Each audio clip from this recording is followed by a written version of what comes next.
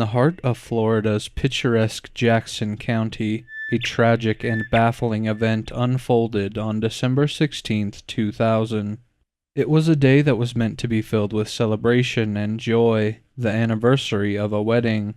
However, instead, it ended in a shocking mystery that would grip an entire community, forever altering their lives. This is the haunting story of Mike Williams, a devoted husband, loving father, and passionate outdoorsman whose life took a harrowing detour during a hunting trip to Lake Seminole. Mike Williams and his wife Denise were childhood sweethearts, living a seemingly happy life together with their young child. However, on December 16, 2000, tragedy struck. Mike, an avid duck hunter, embarked on an early morning hunting trip to Lake Seminole in Jackson County, Florida, on what should have been a day of celebration. He assured Denise that he'd be back by noon, ready to celebrate their special day. Yet, as daylight waned, Mike was nowhere to be found. Panic seized Denise, who promptly reported her husband missing. A frenzied search operation ensued, with volunteers scouring the area for any trace of him. They discovered Mike's truck parked near the lake, his empty boat adrift, and a shotgun resting inside. But, to everyone's astonishment, there was no sign of Mike. As the search intensified, a grim hypothesis emerged. Lake Seminole was known for its lurking alligators, powerful predators capable of easily claiming a human life. Mike's empty boat and the shotgun were ominous signs, leading authorities and the community to entertain the grim possibility that Mike had fallen victim to an alligator attack. The thought of such a horrifying fate left everyone in shock and disbelief. In the wake of Mike's disappearance, Denise faced the heart-wrenching task of raising their 18-month-old child alone. 6 months later, she sought to claim the substantial insurance payout, a sum of around $1.75 million, which was meant to be a lifeline to secure her and her child's future. However, a major obstacle stood in her way. Mike had not officially been declared dead, and insurance companies refused to release the funds. Then, a strange turn of events unfolded. Mike's hunting gear, including his waders, fishing jacket, hunting license, and even a flashlight, surfaced in Lake Seminole, seemingly undamaged. What made this discovery perplexing was that the items showed no signs of an alligator attack, and they did not appear to have been submerged for months. The flashlight found with the gear still worked, adding to the mounting questions surrounding the case. In suspiciously convenient timing, this evidence led the judge to declare that Mike had died from a hunting accident, allowing Denise to cash in on the insurance payout. However, not everyone was convinced by the claim that Mike was swallowed up by a ravenous beast in the lake. Mike's mother, Cheryl, was convinced that her son was the victim of an unsolved murder. Wildlife experts had informed her that alligators don't feed in the cold winter months. If they do hunt for prey, these animals typically stash the kill and eat it later on. It is also highly unlikely that they would swallow a body whole, as their metabolism slows down in colder temperatures. As skepticism loomed, more puzzling details came to light. Why had Mike's gear resurfaced in such pristine condition? What had truly transpired on that day at Lake Seminole? Meanwhile, widowed Denise went on to date Mike's best friend Brian Winchester, and the pair married in 2005. Denise's actions left many in the community perplexed. Her rapid push to claim the insurance money and her subsequent marriage to none other than Mike's best friend raised suspicions and doubts. Brian, who had played a pivotal role in helping Mike secure the insurance policies, became a focal point of the investigation. Witnesses placed him near the scene, casting doubt on his alibi of being miles away. Even more disturbing were the allegations from Brian's ex-wife Kathy, who was married to Brian until 2001. She claimed that he and Denise had been long carrying on an affair before Mike's disappearance. Kathy testified that she began to suspect her husband was having an affair with Denise after he told her that he was on a hunting trip in Alabama. However, she received a call from a police officer letting her know that his car was found abandoned in a lot near Denise's home. Kathy claimed she felt uneasy around Denise and her husband since it was clear there were romantic feelings between them. She said, "Whenever it was just me with Brian and Denise, it was uncomfortable. I felt like a third wheel. I felt like I was on a date with the two of them." She later discovered movie tickets in Brian's pocket and a receipt for a locket with Denise's nickname engraved, which further confirmed her suspicions, according to her testimony. Nevertheless, authorities still had not found Mike's body, and they had no concrete evidence to be certain that Brian was involved in Mike's death. In 2007, the Florida Department of Law Enforcement closed its case, convinced that the alligator theory was wrong, but without any leads or evidence that could allow further investigation. 8 whole years passed with no further progress made on the case of Mike Williams' disappearance. It was in that year, 2015, that Denise filed for divorce from Brian. Brian opposed it initially and had to be ordered to comply. As part of that order, he was to provide an appraisal of the couple's house, due in August 2016. Denise told Leon County Sheriff's Office investigators that, on August 5th, the day when the appraisal had to be filed with the court, she left her home to drive to her job at Florida State University. While she was talking on the phone to her sister, she saw someone climb over the back seat of her car. It turned out to be Brian. He held a gun to her, threatening to kill them both if she didn't do what he said. He assured her that he did not want to kill her, but he didn't want the divorce and felt like he had nothing to live for if it went through. Somehow, Denise talked him into freeing her unharmed, and she immediately went to the cops. The following police interview footage was taken shortly after Denise escaped Brian's clutches. She gave statements on what transpired that morning and the threats made by Brian, asserting that she wanted a restraining order filed against him for her and her child's safety. Law enforcement listened carefully and took notes of everything she said. However, when the first officers were finished taking her statements, they exited the room and let another officer take over, an investigator who had some questions of his own. Hey, how you doing? Good, how are you? We have never met. My name is Mike Devaney. How you doing? Do you know that name at all? No. Okay. I'm with the Florida Department of Law Enforcement. Okay. I've literally known you and I've known your family for many, many, many, many years. Okay.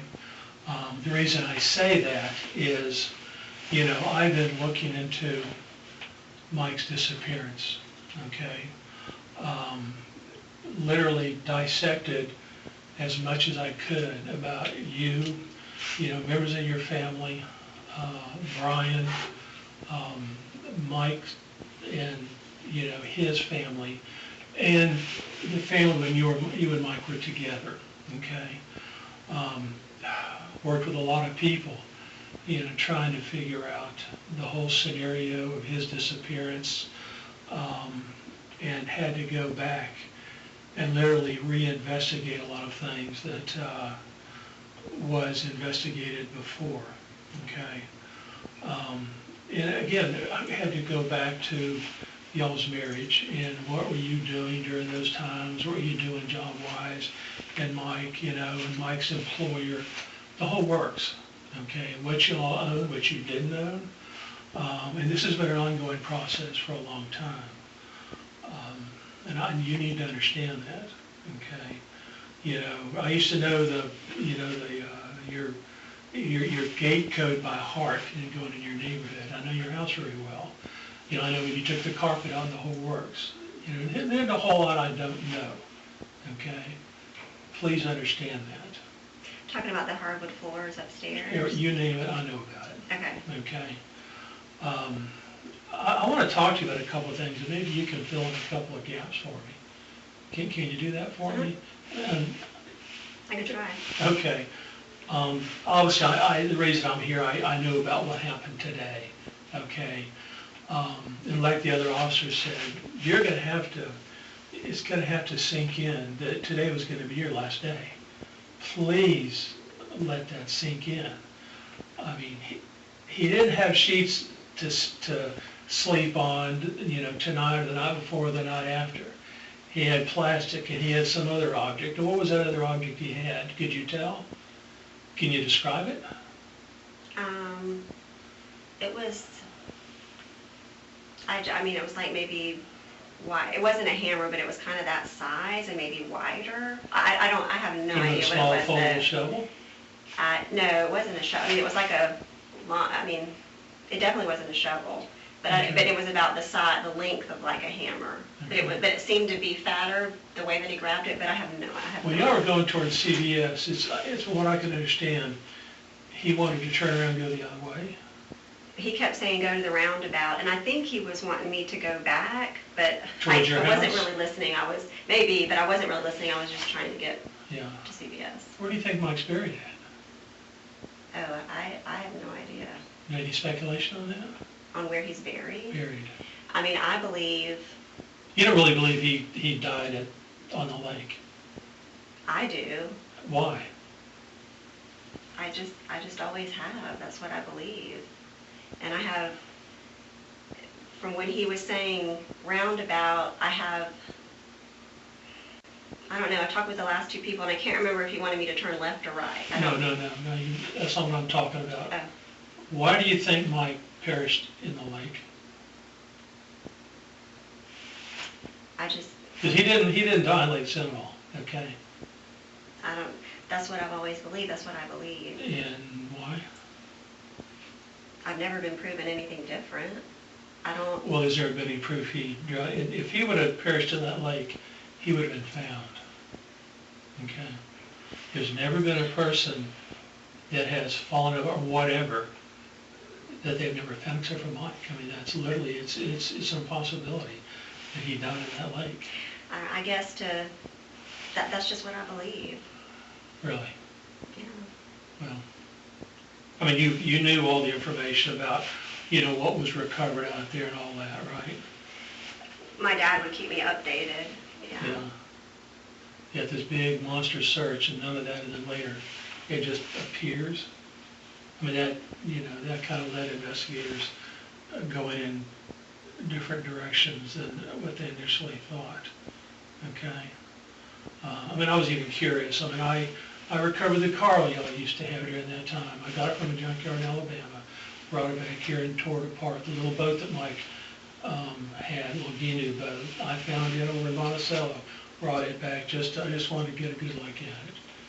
You know, there's a whole lot of stuff. You don't have a clue what we've looked at. And we've certainly come to the conclusion that Mike did not, again, perish or die on Lake Seminole. Okay? Please understand that. You know, we've kind of tracked what's been going on in y'all's lives, again, before Mike disappeared all the way till now. Okay, we knew about the divorce stuff. You know, we knew about people living in different places and the whole works. Talked to Kathy, she probably didn't tell you that. Or she may have, I don't know. Yeah. Okay, all right. And you seem to say you don't have a clue what happened to Mike. Were you and I guess you, Mike, Kathy, and Brian, y'all are pretty close before Mike disappeared, right? Yeah. How close were y'all? I mean, I would say we talked pretty much every day. We were very close. Yeah. I'm still very close with Kathy. Yeah, I know that. I mean, again, we've researched, you know, trips y'all used to make to Orlando and some other stuff. Apparently you were really close, okay? Do you know what I'm talking about? Me and Kathy she's texting me right now, so we're still very close. Okay. If I say we're totally aware of all the videos, you probably know what I'm talking about. If you say what? The videos? I would have to see them. Oh, no, that's not going to happen. But Okay. you're clueless when I say videos. Yeah. You, Kathy, and Brian? I would have to see them. Yeah. You have no idea what I'm talking about. Don't say you've got to see him. No, I'm just starting to feel very uncomfortable. Okay. But Well, I've been uncomfortable for a long time because we needed some things on this case. right, And we were hoping one day that either Brian or you maybe could fill in some of the gaps there, fill in a piece of the puzzle. right. But I guess right now I need to focus on this and what happened this morning, and I want to get this restraining order done by 5 o'clock, and I want me and my daughter to be safe, and that's what Well, I'm focused on. there's no doubt that Brian's going to be located and put in jail.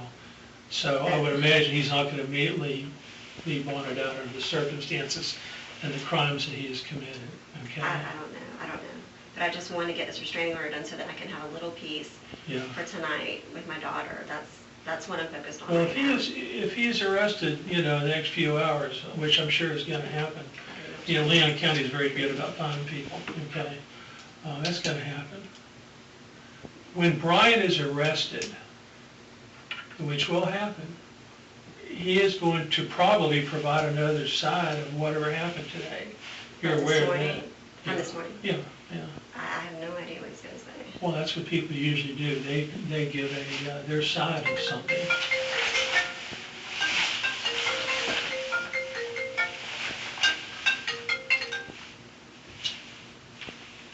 Take care of that. Yeah, I don't know. What if I don't know he- what he's going to say. I have no idea. Yeah, what if he starts talking about the past, way in the past? Then he might, I don't know. I have no idea what he's going to say. Yeah, no idea. No. What if he I mean, starts I hope- talking about, what if he starts I hope talking he about admits the it. disappearance of Mike? I hope he admits this morning. I hope he admits what he did. If they ask him about Mike, I have no idea. Yeah. I mean, we'll see. Yeah. Well, has Kathy ever talked about Mike's disappearance? Or not Mike's, but Brian's disappearance? The day Mike disappeared? I don't remember. You I'd don't have remember to- that? No. I'd have to, I can text her right now. No, I don't it's remember. not that. No. Okay. I want to hear from you, okay? I don't- Brian just disappeared. I Kathy's okay. ever talked about that? I'd have to talk with her. But Yeah. again, I want to focus on this, and if you, I mean, But this is I kind of understand that this is what you want to talk about. Well, this thing today, is kind of a done deal. We know what happened. It's going to be verified in the video and all that. I hope- Whether Brian admits to what he did to you today, he did it. Right, I mean, And once they arrest him, I'm sure they're going to find some of the things that you talked about. I hope so. And that's kind of a done deal, okay? But obviously, things have been building for a long, long time. Well, we've been separated for a long time. Yeah. But for me, again, I want to file this restraining order before 3:30, before 5. So I don't know, Yeah. it's 3:30 right now. I just want to make sure that I have time to do that. That's Okay. my priority right Okay, now. well, I know what time it is. All right. I know the other officer talked to you about a lot of different things, okay, about what's been going on and everything, okay? I wish I could just fill in some of the pieces of the puzzle. I'd much rather get it from you than from Brian, because when he's arrested, I'm gonna talk to him too. That's I fine. want to see what he says, Okay. okay? He may say some things you don't want to hear, I don't know. Well, I have no idea. You're I guess we'll not see. a clue, not a clue. I don't even know what he's going to say about this morning. Well, this morning's a done deal, okay? We know what happened, you told us, and again, there's gonna be a pretty good video, and I'm sure that they're gonna find some of the things that you talked about. So that's solved, so to speak, okay? I think it was my phone, you heard.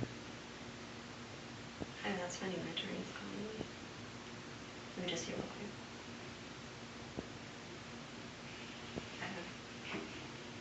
Okay, sorry. Is that all right?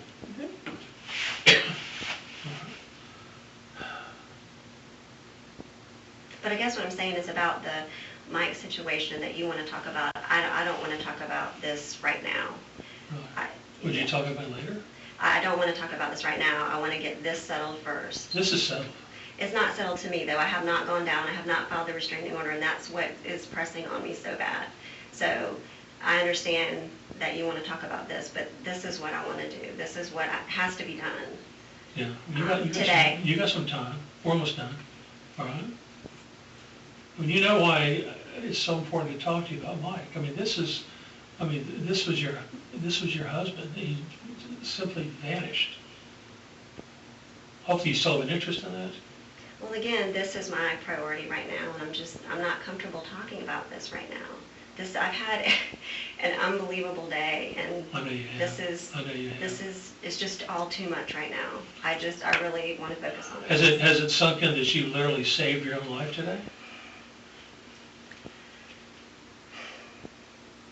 All I know is I was praying. Well, I don't even you know did, how you did the right thing coming I here, don't- you know that. I mean, we'll see. I don't think there's any sin about it, considering what he had in the back of your vehicle. You know, I'm just, that's a clue right I there. was just doing the best I could, and Well, you saved your life. I just want that to sink in. now I just want my daughter and I to continue to be safe, and that's why I'm so worried about this. That's why I can't even focus on that, because all I'm focused on is us and getting through this night when he's going to find out that after I promised him over and over and over that I wouldn't tell anyone. And when he finds out, Well, when somebody does this to you and has a gun involved, they can't really expect you just to ignore that. well, but I had set up where I wouldn't tell anyone, and I would meet him later in the day. Well, yeah, you were saying everything, Yeah. because literally at that Yeah. point, you had to say something again. Right. You had to keep saying this, but it's true to save your life. Right. And it worked. And he, I guess, agreed to that, and then left. And then I was supposed to meet him and his dad about now, today, to talk about it. He goes and buys a gun to do something very, very horrible. Okay? Yeah. I mean, there's no ifs, ands, or whatever. He did that. Okay? Yeah. And he stuck in your vehicle, and there he was. There. He didn't knock on your door and say, let's talk about it. No. All right? No. Look what he did. I mean, And I guess I still just can't believe it. well, you're going to have to believe that you're alive right now. All right? That's And I'm very pretty darn thankful. important. Yeah, absolutely. And he's going to be arrested on some very, very serious charges. Do you know the procedure as far as like when I file this, if he's already arrested, then he's just arrested, but then when he'll get out, like tomorrow, right? Or, I don't know how it works, No, but, I have no idea what sort of bond they're going to put on him. so it depends on Yeah, that. yeah. But when he's out, he can just do whatever, right? Well, let's hope he doesn't do whatever. Hope it's finally sunk in that he's screwed up. And you're going to go through the court stuff, and hopefully that'll sink in too, that he's up since he come I'm just around. worried about that long period of time where I know, like if he gets arrested, there won't be a court date for a long time, and it's that time I'm worried about. That's where he's out, knows that I told when I But promised I wouldn't. he can't be that stupid to think that you're not going to tell. I don't know, but I'm just worried about that time in between, and I'm worried about me and my daughter and where we're going to live and how we're going to be safe. I don't even have a dog. Yeah. Well, what we have seen, we've seen a side of Mike, not Mike, but Brian, that we knew was there, and it surfaced again. Okay? Because again, we've kind of tracked his history. And we also know, Mike vanishes. So, Well, I myself have never seen anything like what I saw this morning. Never. well, what about It wasn't a what about the well, Atlanta episode? It wasn't a person, but that was on a whole, this took it to a whole nother, that was nothing compared to this. But when he left, when he got out of the truck, he was crying, I'm so sorry, I'm so back calm and not that person anymore. That's how I left him, and that's how I want him to stay, and then me coming here and filing this and him finding out. That's the way you want him to stay. You really think he would never explode like this again? I would have never thought he would have done this, so don't ask Well, me, now because I have no, obviously, he's capable of what he did today, because he did it. So, Do you think he's responsible for Mike's disappearance? I do not, and I never have. I would have never married him if I thought that. I would have never wanted so bad to have children with him. I would have, in my mind and in my heart, no. David is my brother-in-law, and he was just in here talking to me about trying to get me to understand that, that my life was in danger today. Absolutely. And then having me to look back on that whole situation now from a different point of view. And I'm definitely going to do that. But do I believe right here in this moment that he had anything to do with that? Absolutely not. But not, Yeah, does that mean that I'm not going to process this and then Yeah. go back? And, of course I am. But I've got to process this first. And I know you understand that. sure. Um, Well, process this, but please, when you find time to go back, you need to process a whole lot about whatever happened. Because in studying this whole situation, we knew that one day there would be a blow up. We predicted that. there was. Until it, There was. oh, I don't think it's finished yet as far as people talking about different things. No, but I just mean between me and him this morning was a blow up. Yeah, it was.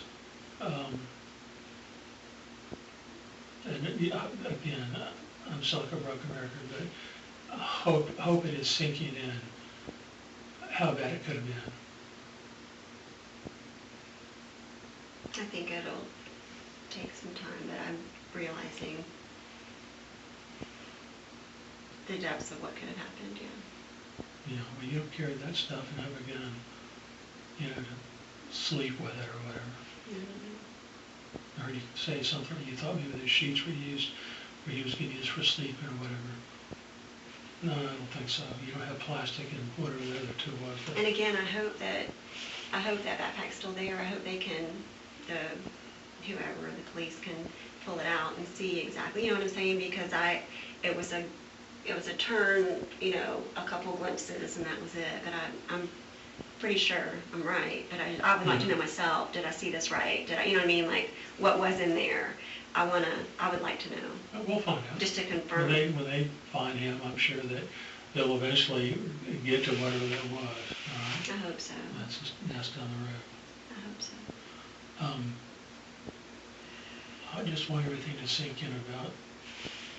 I'm not going to say I'm not concerned about this. I am, but you're alive. Right. I'm talking about the other. Right. There's a whole lot of people want some closure to that. Right. We all think we've got a pretty good idea of what happened, what the whole scenario was. Okay? You need to know that. Okay. So, And I will. I'll get through this and then rethink everything. And- Because again, I've never seen anybody this way that he was this morning, and I've definitely never seen him this way. Just off.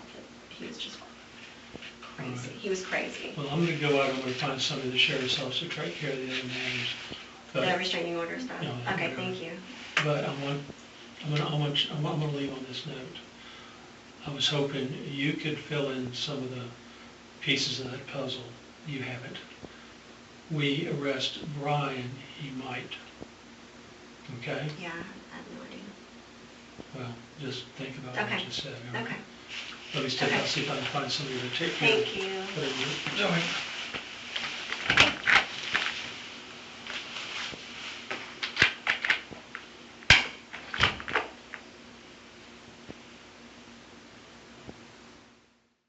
Police arrested and charged Brian with kidnapping and aggravated assault. He pled not guilty and was issued a 20-year prison sentence. Interestingly, no mention was made of the Mike Williams case at Brian Winchester's sentencing, although State Attorney Jack Campbell told the media that he hoped the case against Winchester would help authorities solve that disappearance. Then, in a shocking turn of events in 2017, while Brian was carrying out his sentence for the kidnapping and aggravated assault charges, the state offered Winchester immunity in Mike Williams' case if he provided the location of the body and the full details of what happened on that fateful day. On October 18th, following Brian Winchester's advice, a team of search dogs and officers finally found Mike Williams' remains buried at the end of a dead-end road in northern Florida. Authorities announced that 98% of his bones had been recovered, all very well preserved, as was some of the clothing he had been wearing. 2 DNA tests confirmed them as a match to his mother's DNA, proving that the bones did indeed belong to Mike Williams. In his chilling confession, Mike's voice trembled as he admitted to the unthinkable, murdering his best friend in cold blood. Let's listen to an audio recording from Brian's confession to law enforcement now. We launched the boat. It was just like a hunting trip was supposed to be. The plan that was discussed and come up with was that he was going to be wearing waders. And the belief was somebody falls in the water with waders, you're going down. So we went out like we were going hunting.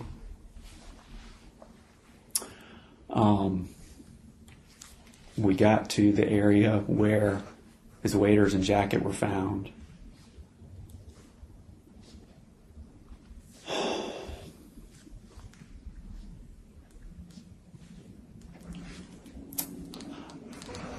I got him to stand up and I pushed him into the water.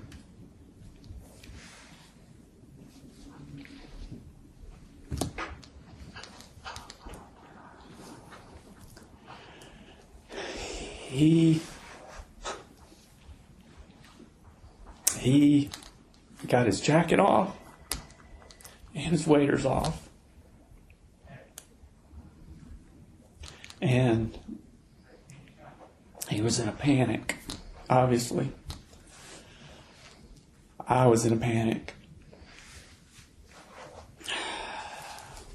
I was driving the boat.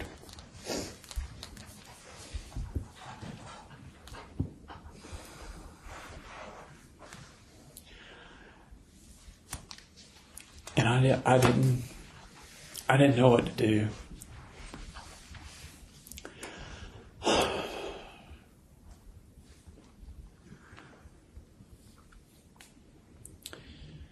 And I ended up shooting him.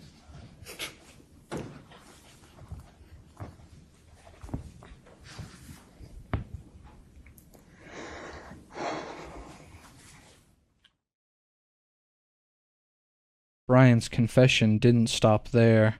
In a shocking twist, he claimed that it was Denise who had masterminded the sinister plot, driven by the desire to become a widow with access to the substantial insurance payout.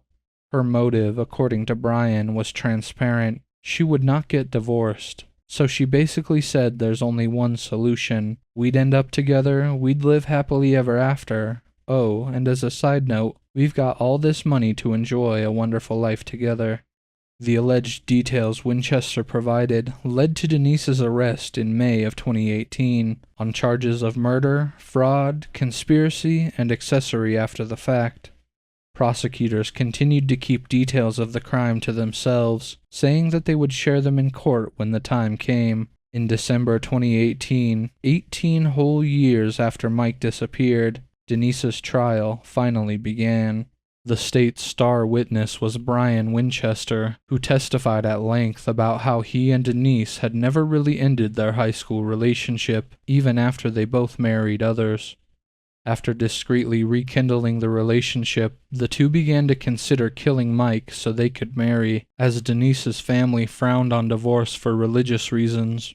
Denise suggested staging a boating accident on the Gulf of Mexico where they could throw both Mike and Kathy overboard, but Brian did not want to kill his children's mother. After rejecting plans for a murder at Mike's office meant to look like a robbery, Brian hit on the idea of an apparent hunting accident. On the day Mike disappeared, Brian said he had enticed him to Lake Seminole. Out on the water, he had gotten Mike to put the waders on, then pushed him out of the boat, thinking he would be unable to resurface and thus would drown. But instead, he managed to get to a tree stump, so Brian fired a single shotgun blast to Mike's face. Since Mike's death could no longer be passed off as a boating accident, Brian buried the body where it was later found, then cleaned out his truck and went to a family Christmas party where he learned that a search was underway. He and Denise took it slow after Mike's accident, both to let the insurance money earn further interest and to avoid any suspicion. The kidnapping that led to his present imprisonment, he explained, was his reaction to fear that Denise would reveal the truth about what had happened to her first husband now that she and Brian were divorcing. Prosecutors also played a taped phone conversation in which Kathy Thomas, who was working with police at the time, had told Denise she knew the truth about the crime. Each time she brought it up, Denise attempted to change the subject, but at one point asked, "What do you know?" I have for you now the audio recording of the phone call between Kathy and Denise. Hang on one second. I just got in the car. I just stopped to get coffee. Okay, so I am is starting to mist again. This is going to be like a miserable drive. So I'm kind of freaking out about this subpoena. I'm sure. When is it? It's February 22nd. Here's my problem. I'm going to get upset here, but my problem is I know they're wanting to talk to me about Mike. I've always just pretended like I don't know anything. Mm-hmm. And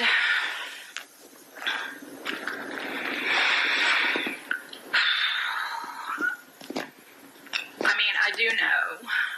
What do you know? Do you remember back when all of that happened with you and Brian and Chuck in Atlanta? Yeah. Well, Brian called me crying and mad. Brian had figured out that you were cheating on him with Chuck. And he just told me about Mike. What did he say? He called you upset about Chuck, and then he wanted to talk about Mike? He was mad at you. Mm-hmm. And so he told me about what happened to Mike. Well, I would love to know what happened to Mike. He never told me. Brian told me that y'all planned it. Planned what?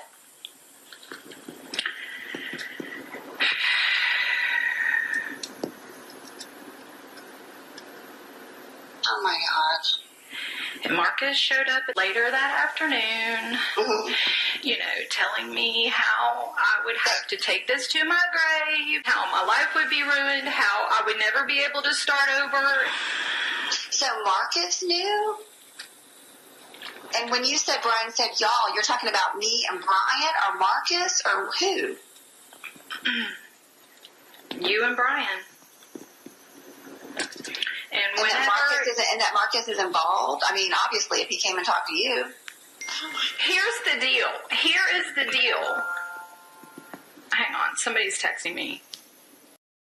But yeah, that's pretty major, especially with Marcus involved. Well, I mean, I know that you know something, Denise, because whenever I was going out to see Marcus, you're like, tell Marcus to tell Brian I'm not talking. Yeah. And I knew what that meant. Well, that's why, because what they've been doing is they've been lying to me and they've been lying to them. And so they're playing everybody against each other. Here's the thing. I don't even care about all that anymore because time has moved on. Mike is in heaven.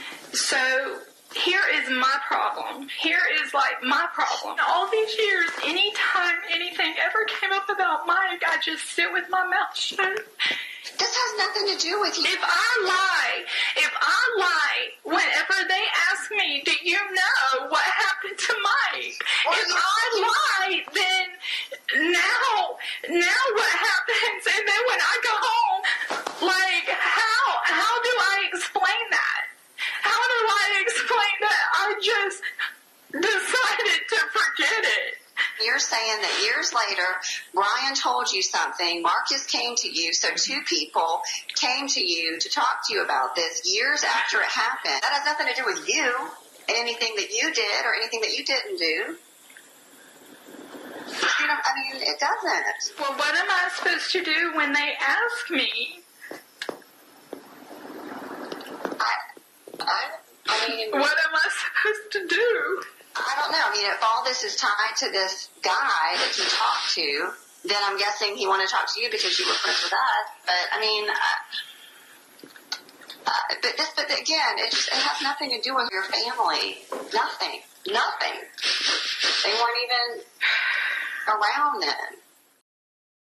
The assistant state attorney said that this evasiveness, as well as Denise's dispassionate response when Brian told her how he had killed Mike, demonstrated how cold-bloodedly she had helped plan the crime that happened on her behalf. After 4 days of testimony, the jury took 8 hours to convict Denise of all charges. Denise was sentenced to life in prison, where she remains to this day. She did not speak or offer any argument on her behalf. The only person to address the court besides the lawyers was Cheryl Williams, who said that justice for her son had finally been served. 5 months later, Mike and Denise's daughter Ansley was awarded all assets of her late father's estate and insurance money due to Denise, after her mother signed them over to her to avoid prosecution on 3 counts of insurance fraud. In January 2020, Denise appealed her conviction and life sentence. Her attorney argued that there was no evidence she was involved in the commission of murder. Later that year, in November, the murder conviction was overturned, but the conspiracy to commit murder conviction was upheld, including the 30-year sentence that accompanied it. In a world filled with secrets, the truth is often the most elusive prey of all. Stay curious, stay vigilant, and stay tuned for more tales that will keep you on the edge of your seat. Thank you for joining us on this journey into the perplexing case of Mike Williams' disappearance. If you found this story as compelling as I did, don't forget to like, share, and subscribe to the channel for more gripping true crime mysteries and investigations. That's all for today. Until next time, stay safe out there, and I'll see you on the next one.